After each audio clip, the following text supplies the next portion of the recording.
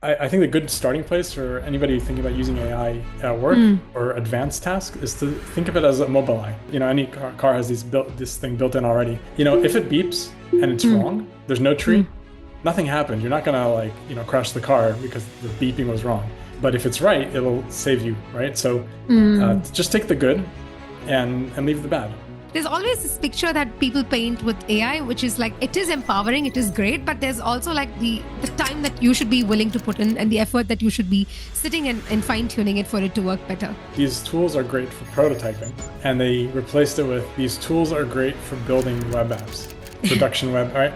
And that's a natural leap because it's code and it's fancy, and that's what we want to hear. The only close friend I have who successfully built a functioning web app for his startup end-to-end using, I think he did it with Lovable.